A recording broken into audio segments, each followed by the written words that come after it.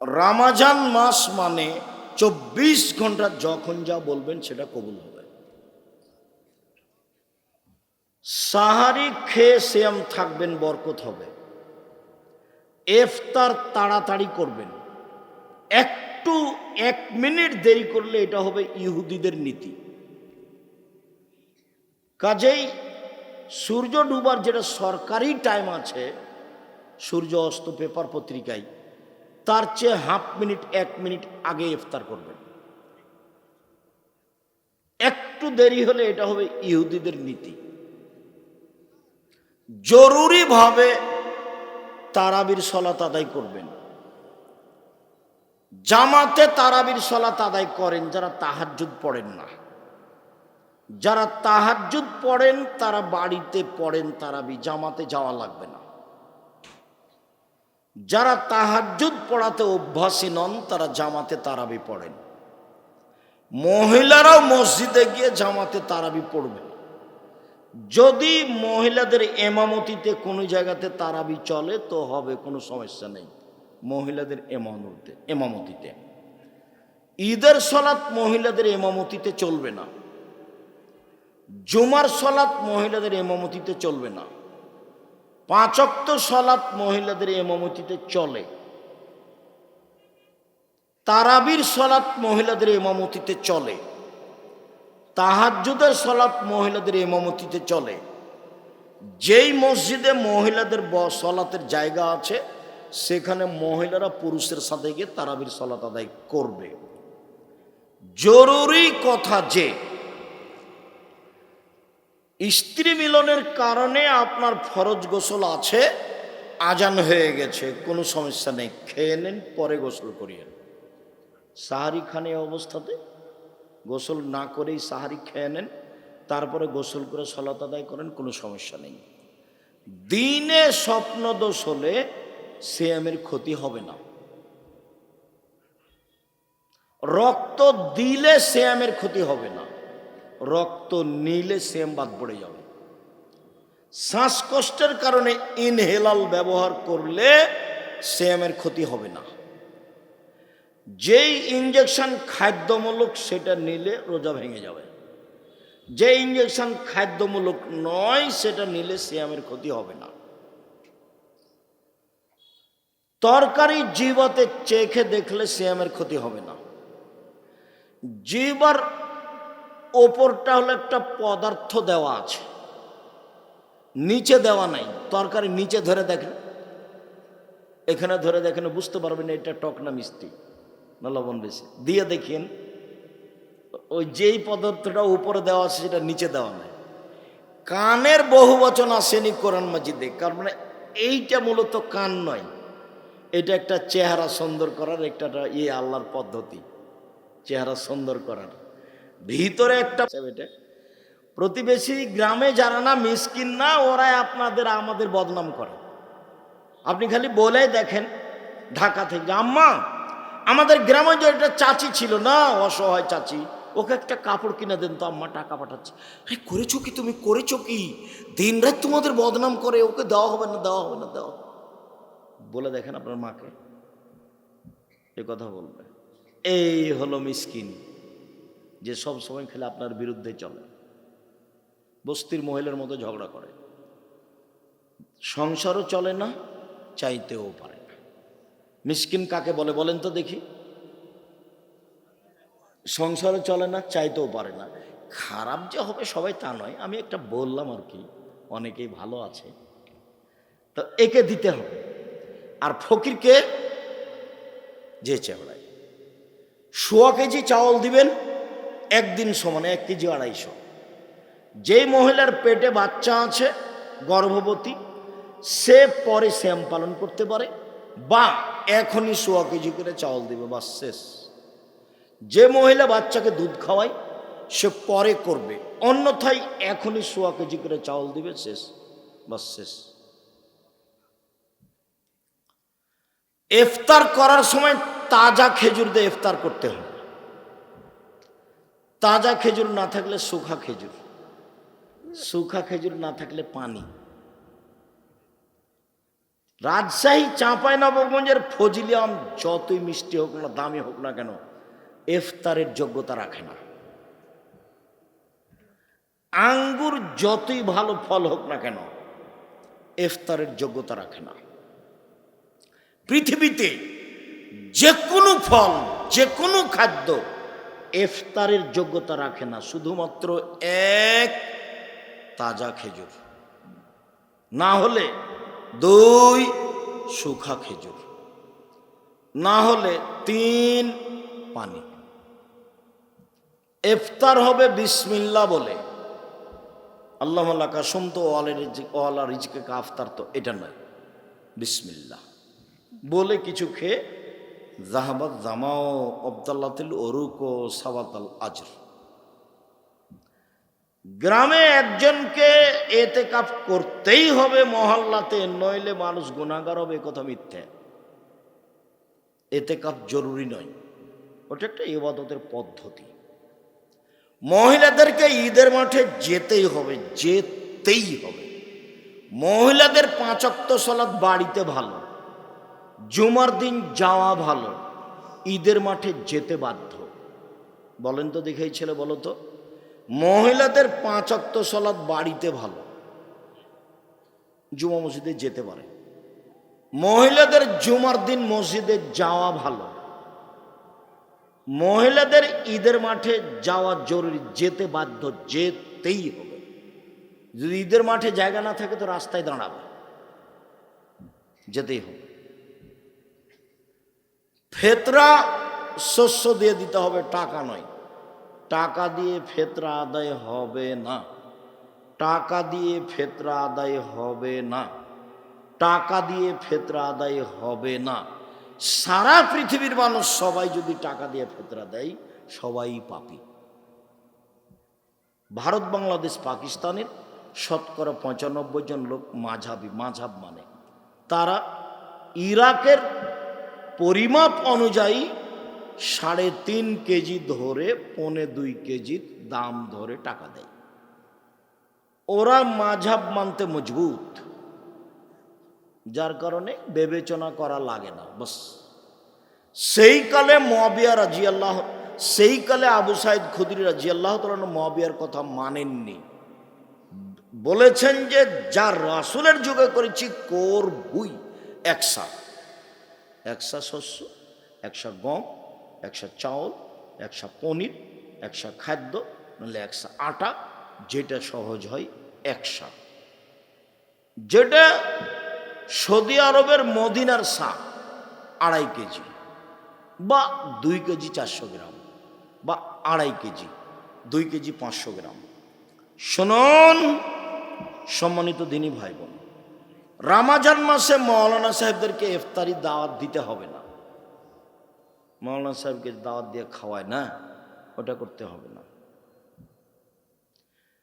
যে কোনো মানুষকে ইফতার করানোর চেষ্টা করবেন, তাহলে ও সিয়াম পালন করে যত নেকি পেয়েছে আপনিও পেয়ে যাবেন।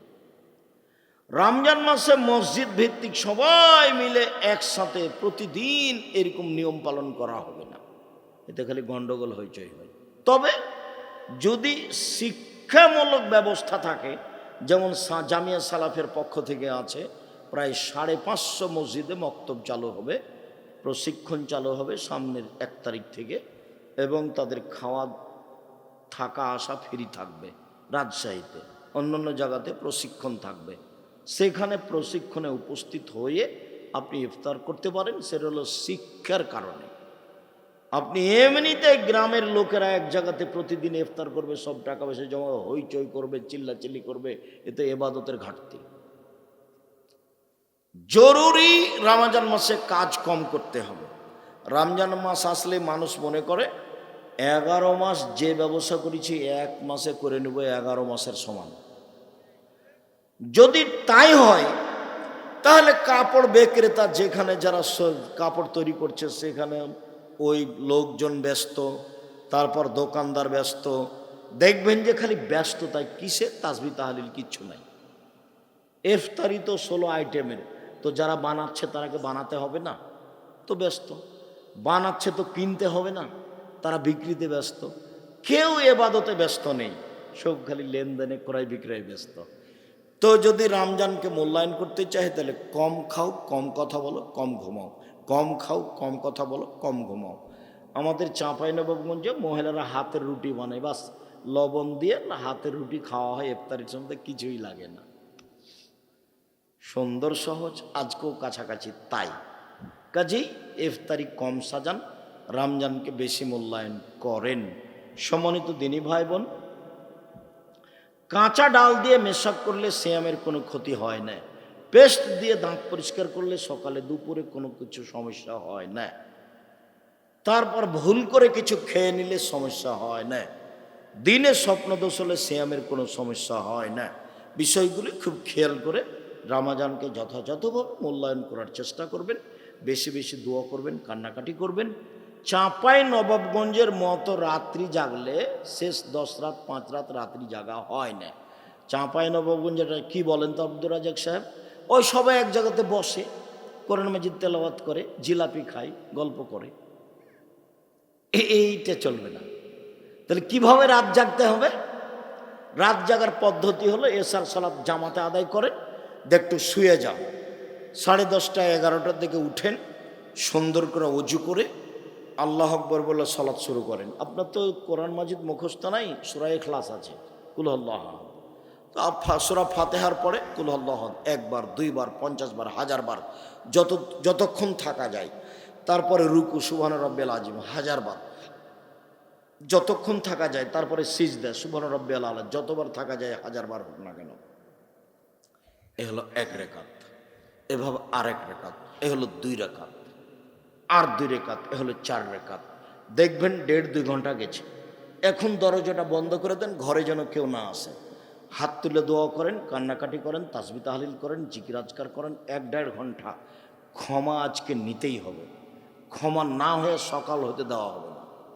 আগে তুমি ক্ষমা করো, তারপরে কোনো কথা। খুব চাপ দিয়ে বলতে হবে, আগে তুমি ক্ষমা করো তারপরে কোনো কথা। কান্নাকাটি করে খুব বিনয়ের সাথে বলবেন আপনি। 1-1.5 ঘন্টা, তারপরে আবার 4 রাকাত, দেখবেন ফজর হয়ে এসেছে। 3 রাকাত 1 রাকাত ভেতর পড়ে নেবেন, বাসায় গিয়ে সাহারি খাবেন। তার নাম হলো রাত্রি জাগা। প্রশ্ন, ফরজ সিয়াম ইচ্ছা করে ভাঙ্গা,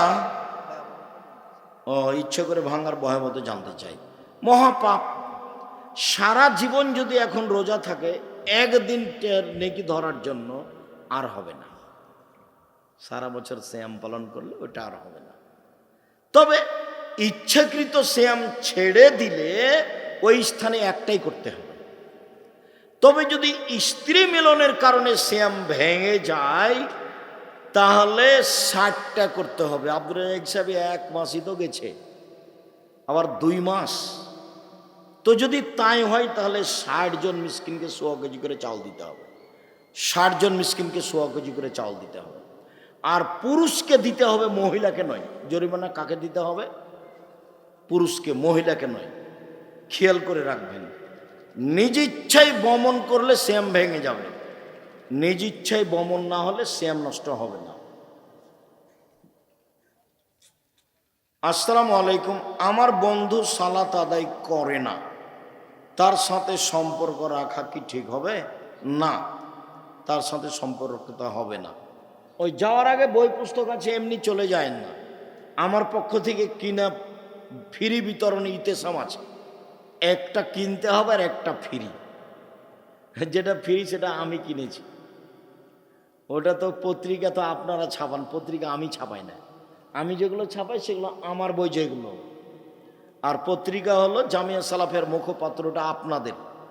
আপনারা লক্ষ লক্ষ টাকা খরচ করে পত্রিকা ছাপান, আপনারা কিনবেন। কিভাবে বুঝবো অন্তরে তৈরি কথা শয়তানের যা আমার কাছে ভালো মনে হয়? শয়তান খারাপটাকে ভালো করে দেখায়, এটাই হলো নিয়ম। শয়তান খারাপটাকে ভালো করে দেখায়। গরিব মানুষ বা নিম্নবিত্তি মানুষ উচ্চ পর্যায়ের মানুষের মতো চলাফেরা করতে চায়, এই সম্পর্কে কিছু না। নিম্ন শ্রেণীর মানুষ উচ্চ পর্যায়ের মানুষের মতো চলবে না। নিজের মতো চলতে হবে। উচ্চ মানুষের মতো চললে তো তোমাকে অহংকার করা লাগবে, যেটা জায়েজ নয়। কুরবানির গোশত কেউ 3 ভাগ করে, কেউ 8 ভাগ। 8 ভাগ নয়, ভাগের কোনো হাদিস নেই, তবে 3 ভাগের প্রথাটা খারাপ নয়। ভাগের কোনো হাদিস নেই, আর ভাগে কুরবানি নেই। কুরবানি অনেক বড় নেকির কাজ, কুরবানি মানে জান্নাত। আর আকিকা, আকিকা দিতেই হবে, প্রয়োজনে কর্জ করে, প্রয়োজনে ভিক্ষা করে, আকিকা দিতেই হবে। আকিকা হলো জরুরি কাজ। সম্মানিত দিনী ভাই বোন, কুরবানির পশু ভালো হতে হবে, নিখুঁত হতে হবে, ভাগে নয়। শায়েখ, ছাগল বা গরুকে ঘণ্ট বা ঝুনঝুনি দেওয়া যাবে কি? জি না, বাজনা হারাম। খাসির গলায় ঘণ্টা বা ঝুনঝুনি দেওয়া যাবে না। মেয়েদের পায়ে নূপুর দেওয়া যাবে না। ওই নূপুর দেওয়া যাবে যে নূপুরে বাজনা নেই, বাজনা হারাম। ব্যাংকের এটিএম বুথে কোনো কোম্পানির মাধ্যমে সিকিউরিটির চাকরি করা কি হারাম হবে? জি, ব্যাংকের সার্বিক চাকরি হারাম। রাস্তায় চলতি পথে সালাতের সময় হয়ে গেলে হানাফি মসজিদে কি জামাতে সালাত আদায় করা যাবে? করেন, সব ক্ষতি তার, আপনার সালাত হয়ে যাবে, ইমামের হবে, করতে পারে। যদি মসজিদে কবর থাকে, আশেপাশে থাকলে, তাহলে নামাজ পড়বেন না ওখানে, ওখানে সালাত আদায় করা যাবে না। প্রাইমারি স্কুলে জীবজন্তুর ছবি অঙ্কন করা আছে সব রুমে, বিকল্প ব্যবস্থা নেই, তো প্রাইমারিতে পড়তে যায় না, জামিয়া সালাফে আসো। ও তো আমার সোনার বাংলা, ও তো রবি ঠাকুরের গান, সবাকে মুশরিক বানানোর গান। ও মা তোমার আকাশ, ও মা তোমার বাতাস, ও হলো ও কালিমা তোমার আকাশ, ও কালিমা তোমার বাসা, তো শিরক, মহাপাপ, হারাম। আমি ছেলে মেয়েকে কোনোদিন যেতে দিন, আপনিও দেখেন। সম্মানিত দিনী ভাই বোন, চলবে না ওখানে। জামিয়া সালাফে ছেলে মেয়ে নিয়ে আসেন। মসজিদের টাকা ব্যাংকে রাখা যাবে কি? রাখেন, বাড়লে কোনো সমস্যা নেই, বাড়লে কোনো সমস্যা নেই। কেননা ওই টাকার কেউ মালিক নেই, মসজিদের টাকার কেউ মালিক নেই, যার কারণে ওর সুদের বিষয়টি চিন্তা ভাবনার কিছু নয়, রাখতে পারেন। সব টাকা একসাথে কাজে লাগাবেন। শুক্রিয়া, জাযাকুমুল্লাহ খায়র। আল্লাহ আমাদের যারা মারা গেছে, তুমি তাদের কবরের শাস্তি মাফ। কানের উপরে মাথা দিয়ে যদি জামাই ঘুমিয়ে থাকে, তো শ্বশুর কি ওখানে যাবে? একটু দেখে তো উল্টা ফিরে আসে। এটা আমাদের দেশের স্বভাব, তাই না? তাই গতি নেই। তা আয়েশা রাদিয়াল্লাহু তাআলা আনহা বলেন, মুহাম্মদ সাল্লাল্লাহু আলাইহি সাল্লাম আমার স্বামী আমার উরু রানের উপরে মাথা দিয়ে ঘুমাচ্ছেন। আমার আব্বা আসলেন, ফাল্লাকাজানি লাকজাতান শাদীদা, খুব জোরে আমার শরীরের উপরে আঘাত করলেন, কয়েক কিল। তাতে মনে হলো আমার স্বামী আমার উরু রানের উপরে মাথা দিয়ে না ঘুমালে মায়ের কারণে দূরে সরে যেতাম, এত জোরে মারলেন। সবচেয়ে বড় মানুষে মারলেন, সবচেয়ে বড় মহিলাকে মারলেন, সবচেয়ে বড় মানুষের সামনে মারলেন, দিন দুপুরে মারলেন, খোলা মাঠে মারলেন, প্রায় 1400 মানুষের সামনে মারলেন, পূর্ণ যুবতী মেয়েকে মারলেন, বিবাহদারী মেয়েকে মারলেন, জামাইয়ের সামনে মারলেন, হাত দিয়ে মারলেন, সবচেয়ে বড় মানুষে মারলেন আবু বকর সিদ্দিক রাদিয়াল্লাহু তাআলা। আদম থেকে নিয়ে কিয়ামত পর্যন্ত নবী রাসূল ব্যতীত যত মানুষ এসেছে, যত মানুষ আসবে, সবার চেয়ে দামি। আবু বকর সিদ্দিক রাদিয়াল্লাহু তাআলা। যাকে মারলেন ইলহনের আয়েশা, হাওয়া থেকে নিয়ে কিয়ামত পর্যন্ত যত মহিলা এসেছে, যত মহিলা আছে, যত মহিলা আসবে, সবার চেয়ে দাম। আর যার সামনে মারলেন ইনি তো আর বলবো কি, ইনি হলেন মুহাম্মদ সাল্লাল্লাহু আলাইহি ওয়াসাল্লাম। ইনি হলেন জামাই। জান্নাতের গেটে লেখা আছে সর্বপ্রথমে যিনি এই জান্নাতে প্রবেশ করবেন তিনি হলেন মুহাম্মদ সাল্লাল্লাহু আলাইহি ওয়াসাল্লাম। সবচেয়ে বড় মানুষে মারলেন, সবচেয়ে বড় মহিলাকে মারলেন, সবচেয়ে বড় মানুষের সামনে মারলেন, জামাইয়ের সামনে মারলেন, বিবাহদারী মেয়েকে মারলেন, পূর্ণ যুবতী মেয়েকে মারলেন।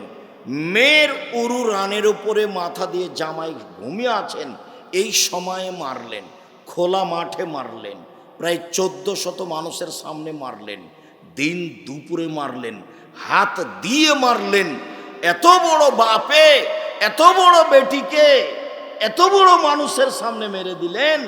আর আপনার মেয়েটা ক্লাস 10-এ পড়ে, সারাদিন ঢং ঢং করে ঘুরে বেড়াচ্ছে, মাথার চুল ছোট করে, ভুরু চিকন করে, নখ বড় করে, নেল পালিশ দিয়ে। আপনি তাকে একটা ধমকও দিতে পারেন না। আপনি আবার বাপ, আপনার মতো বাপ বেঁচে থাকার চেয়ে মরে যাওয়া ভালো। চিন্তা করিয়েন না, ইয়াতিমের লালন পালন জামিয়া সালাফিয়া করে 519 জন ইয়াতিম আছে।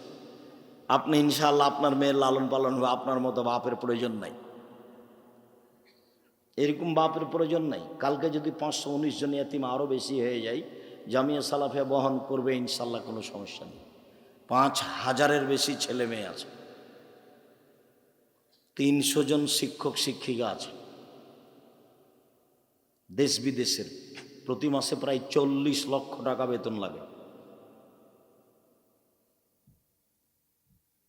তো কাজেই আলহামদুলিল্লাহ এইটা তো অনেক বড়, অনেক এরিয়া নিয়ে 60-70 বিঘা জমি। রাজশাহী যেটা আছে 40 বিঘার উপরে আছে, যেটা রূপগঞ্জ আছে সেটা প্রায় 100 বিঘার উপরে আছে, যেটা দিনাজপুরে আছে সেটা প্রায় 18-20 বিঘার উপরে আছে। সম্মানিত দিনী ভাই বোন, আপনার মতো পিতা আমি চাচ্ছি না, আসলে পিতা হওয়া চাচ্ছি। দেখেন পিতা কাকে বল, এ দেখেন বাপে মেরে দিলেন, এর নাম বাপ। বিবাহদারী মেয়ে জামাইয়ের সামনে, বোঝা গেল না, জামাইয়ের সামনে। তো মা দেখবেন, এই মেয়ে এই শোনো, এই খালেদা শোনো, দেখো মা দেখো, তোমার মাকে তুমি আজ থেকে সৎ মা বলিও, নাহলে খালা বলে ডাকিও, খালা, সহজ পথ। বলো, তুমি বলো তোমার নখটা বড় কেন, নেইল পালিশ কেন, কেন? এর জবাব কে দিবে? তোমার মা দিবে। আমি দেব নাকি? আমি দেব কেন? আমাকে তো আল্লাহ রাসূল দায়ী করেনি, তোমার মাকে করেছে। তোমার ভুরু তুলে চিকন করা আছে কেন? এর জবাব আমি দেব। আমি কেন দেব? তুমি তো চুলকে ওপর বেঁধে, খোপা বেঁধে ধামাওয়ালিদের মতো হাঁটো। আরে ধামাওয়ালি মানে বাইদানিদের মতো। বাইদানি, চুল ওপরে বাঁকা করে একটা লম্বা লাঠি দিয়ে হাঁটো তুমি। তুমি যে বাইদানি হয়ে চলো, তো তোমার মা দেখে না? এটা তোমার মা না, তোমার খালা। আমার পরামর্শ থাকলো মা বলিও না, মার একটা দাম আছে, খালা বলিও। খালা কেমন আছেন? আব্দুর রাজাক বিন ইউসুফ আজকে আমাদের সম্মেলনে এসে আপনাকে খালা বলে ডাকতে বলেছে। কেন? এই জন্য যে আমার নখ বড়, এই জন্য আমার নখে নেইল পালিশ, এই জন্য যে আমার ভুরু তুলে চিকন করা আছে, এই জন্য যে চুল আমি মাথার উপরে বেঁধে বাইদানি হয়ে চলি, এই জন্য যে আমার পরনে স্কিন পায়জামা আছে, এই জন্য যে আমার পরনে এরকম ফাঁকা পায়জামা আছে, আর একজন ঢুকবে। রিক্সায় উঠার সময় তো হাঁটু পর্যন্ত দেখা যায়। তা আমি নাকি, আমার নাকি মা নাই, সেই জন্য এরকম আব্দুর রাজাক সাহেব বলে গেছেন আপনি নাকি আমার সৎ মা, না হয় আপনি নাকি খালা। মা হলে নাকি এরকম হয় না। তো তাহলে মা দেখাই, এরকম যে হয় না তো মা দেখাই। জাবের রাদিয়াল্লাহু তাআলা আনহু বলেন যে আমরা একবার যুদ্ধতেই জেগেছিলাম, চলে এসেছি, মদিনায় ঢুকবো। তো আল্লাহ রাসূল বলছেন যে থামো থামো থামো থামো, রাতে এখানে থাকবো, সকালে বাড়ি যাব। তো আমি জাবের বললাম আল্লাহ রাসূল আমি তো নতুন বিবাহ করেছি, আমাকে বাড়ি যেতে অনুমতি দেন। তো আল্লাহ রাসূল আমাকে কিছু কথা বললেন। ও তুমি নতুন বিবাহ করেছ? তো কুমারী মেয়ে বিবাহ করেছো না তালাক প্রাপ্ত মেয়ে বিবাহ করেছো? আমি বললাম তালাক প্রাপ্ত মেয়ে বিবাহ করেছি। তো আল্লাহ রসুল বললেন, তুমি কুমারী মেয়ে কেন বিবাহ করলে না? তুমি তার সাথে খেলতে, ও তোমার সাথে খেলতো, এগুলো কিছু বললেন। তখন আমি বললাম, দেখেন আল্লাহর নবী, আমার আব্বা 9 জন মেয়ে রেখে শহীদ হয়ে গেছেন ওহুদের যুদ্ধে। আমার 9 জন বোন আছে, 9 জন বোন আছে। আক্রাহু আনা তাযাওয়াজা বিসলাহুন্না অফিরায়াতিন খারকা। আমার বোনদের সমবয়সের, কম বয়সের, কম বুদ্ধির মেয়েকে আমি বিবাহ করতে চাইনি 4টা কারণে। মা মানে 4টা। দেখেন আল্লাহর নবী, আমার আব্বা না ওহুদের যুদ্ধে শহীদ হয়েছেন 9 জন মেয়ে রেখে, আমার 9 জন বোন আছে। তো আমার বোনদের সমবয়সের মেয়েকে আমি বিবাহ করতে চাইনি, অপছন্দ করেছি 4টা কারণে। এক, লেতুয়াল্লেমাহুন্না, যাতে করে আমার স্ত্রী আমার বোনদেরকে বিদ্যা শিখাতে পারে, মা মানে বিদ্যা। 2, বলে তুয়াদ্দেবাহুন্না, আমার স্ত্রী যেন আমার বোনদেরকে শিষ্টাচার শিখাতে পারে, মা মানে শিষ্টাচার। তুমি বলো খালেদা, তোমার নখটা বড়, নখে নেল পালিশ, বলো এটা কোন শিষ্টাচার? বলো এটা কোন শিষ্টাচার? বলো, বলো না। আব্দুর রাজ্জাক সাহেব, এটা হলো ইহুদি খ্রিস্টানদের পতিতালয়ের মেয়েদের শিষ্টাচার। তোমাকে যদি কেউ বলে, এই মেয়ে, এই খালেদা, তোমার নখটা বড়, নখে নেল পালিশ আছে, বলো তো এটা কোন শিষ্টাচার? তখন তুমি বলবা, জি, এটা হলো ইহুদি খ্রিস্টানদের পতিতালয়ের মেয়েদের শিষ্টাচার। 2, বলো তো তোমার পায়ে স্কিন পায়জামা কেন পরনে? বলে এটা খ্রিস্টানদের নীতি, ইহুদিদের নীতি, ওদের বিবাহ লাগে না, এমনিতেই দিন চলে, ওরা স্কিন পায়জামা পরে, আবার জ্যাঙ্ঘা পরে, খালি থাকে, ল্যাঙ্গট পরে খালি, আর কিছু লাগে না। তো তাহলে বলো এটা কেমন হলো? এই যে কপালের টিপ, কপালের টিপ হলো হিন্দু মেয়েদের নীতি, বুড়ো তুলে চিকন করা, এগুলো শিষ্টাচার? আল্লাহর নবী, আমি বেশি বয়সের মেয়েকে বিবাহ করেছি যাতে করে আমার স্ত্রী আমার বোনদেরকে শিষ্টাচার শিখাতে পারে। 2, বলে তুরাজ্জালাহুন্না, আমার স্ত্রী যেন আমার বোনদের মাথার চুল চিরুনি করে, সাজগোজ করে, পরিপাটি করে রাখতে পারে।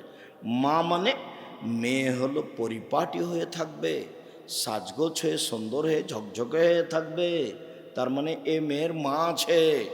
4, বলে তাকুমা আলাইহিন্না, আমার স্ত্রী আমার বোনদেরকে পাহারা দিবে। পাহারা, এই কোথায় গেছিলে? সলাৎ হয়েছে? বাহিরে গেলা কেন? মাথায় কাপড় কই? ছি ছি ছি ছি ছি, খালি মাথায় গেছিলে নাকি? এরকম দেখলে ওরা দাঁত খুলে দেবো, সাবধান। পাহারাদার, আপনাদের এখানে পলাশিতে একটা ফ্যাক্টরি হয়েছে, তো পাহারাদার ঘুমাচ্ছে, এখন মালিক কি করবে? বিদায় করে দিবে, বেতনও দিবে না। আর যদি ভালো হয় তাহলে হলো না রে, এই মাসের বেতন নিয়ে যা। এটা পাহারাদার। আল্লাহ নবী বলছেন যে মা হলো পাহারাদার। আমি কি দিয়ে বুঝাই আপনাকে? হাদিস তো বুখারী মুসলিম। মা হলো পাহারাদার। বলো খালেদা, তোমার মা কেমন পাহারাদার? তোমার কাছে কি আছে? আমি কি দিয়ে বলতে পারি যে এটা তোমার মা? এই জন্য নিরুপায় হয়ে আমি আব্দুর রাজ্জাক বিন ইউসুফ বলেছি এটা তোমার খালা, যাতে করে তুমিও বাঁচো, আমিও বাঁচি। নিরুপায় হয়ে বলেছি এটা তোমার সৎ মা, নাহলে তুমি মিলাও, মিলবে না। চলে, সিয়াম মানে জান্নাত। একদিন কেউ যদি সিয়াম থাকে তাহলে আল্লাহ তাকে জাহান্নাম থেকে 70 বছরের পর দূরে সরিয়ে দিবেন। 1, 2, কেউ যদি একদিন সিয়াম থাকে আল্লাহ তাকে জাহান্নাম থেকে 100 বছরের পর দূরে সরিয়ে দেবেন।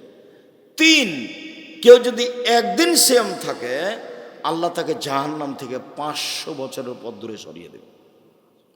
তাহলে 3টে হাদিসের ফলাফল নেকি হলো না জান্নাত হলো? জান্নাত। এর ফলাফলে কোনো নেকি নেই। সিয়াম পালন করে নেকি নেই, সিয়াম পালন করে জান্নাত। নেকি হলে ফেরেশতা লিখতেন, ফেরেশতা 10 লিখো, 10, 20, 50, 100, বাড়াও বাড়াও বাড়াও বাড়াও, 700, আরো বাড়াও আরো বাড়াও, কিচ্ছু নেই। সিয়াম প্রতিদান আমি দিব, ওটা আমার ব্যাপার। প্রতিদান আমি দিব, ওটা আমার ব্যাপার। আল্লাহ বলছে প্রতিদান তিনি দিবেন, এটা তার ব্যাপার। সিয়াম পালন করেন না কেন? কালকে থাকবেন সিয়াম, বৃহস্পতিবার, বৃহস্পতিবার সোমবার সিয়াম থাকেন না কেন? এটা কোন অভ্যাস আপনাদের? খালি গল্প করেন, দোকানে বসে আড্ডা পিটেন, একবারে স্বামী স্ত্রী মিলে পরামর্শ করে লাগবে না সাহারি, থাক সাহারি, পারলে খান, বাস সিয়াম থাকতেই হবে। আমি ফরজ বলিনি, কিন্তু আপনার জীবনের জন্য বলছি থাকতেই হবে। ব্যতিক্রম ইবাদত পৃথিবীতে বলতে থাকি কয়েকটা। তারপরে যখন মানুষ জান্নাতে ঢুকবে, 8টা দরজা আছে জান্নাতে, একটা তো একটা হজের, একটা সলাতের, একটা জাকাতের, একটা দানের। তো ফেরেশতারা ওই সময়তে ডাকবেন, আসেন আসেন যারা দান করেছেন এই দরজা দিয়ে আসেন, আসেন যারা সলাত আদায় করেছেন এই দরজা দিয়ে আসেন, আসেন যারা সিয়াম থেকেছেন এই দরজা দিয়ে আসেন, যারা হজ করেছেন। তো আবু বকর সিদ্দিক বলছেন, আল্লাহর নবী, আচ্ছা সব দরজা থেকে ডাকা হবে এমন কি কেউ হবে? হ্যাঁ, তুমি তার মধ্যে। মোটা কথা, তুমি তার মধ্যে। বিশাল ব্যাপার। আবু বকর সিদ্দিক ভিন্ন মানুষ রাদিয়াল্লাহু তাআলা। তো সিয়াম পালনকারীর শেষ ব্যক্তি যখন ঢুকে যাবে, তখন এই গেটটা বন্ধ হয়ে যাবে, অন্য কোনো ইবাদতকারী এটাতে ঢুকতে পারবে না।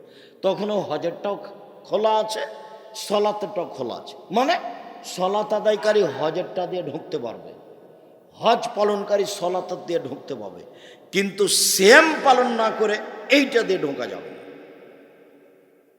বুঝাতে পারিনি? সিয়াম ভিন্ন ইবাদত, এটার সাথে মিল খাবে না, অন্য কোনো ইবাদতের সাথে মিল নেই। শুনুন, আল্লাহ নবী বলছেন ওমামা বাহেলিকে, ওমামা বাহেলি বলছেন, আল্লাহ নবী একটা আমলের কথা বলেন তো, আমি জান্নাতে চলে যাব তা দিয়ে। তো আল্লাহ রাসূল বলছেন, ওমামা সিয়াম পালন করো। ইবাদতের জগতে সিয়ামের সমপর্যায়ের কোনো ইবাদত নেই। 1, 2, ওমামা তুমি সিয়াম পালন করো। ইবাদতের জগতে সিয়ামের মতো কোনো ইবাদত নেই। 1 মিনিট।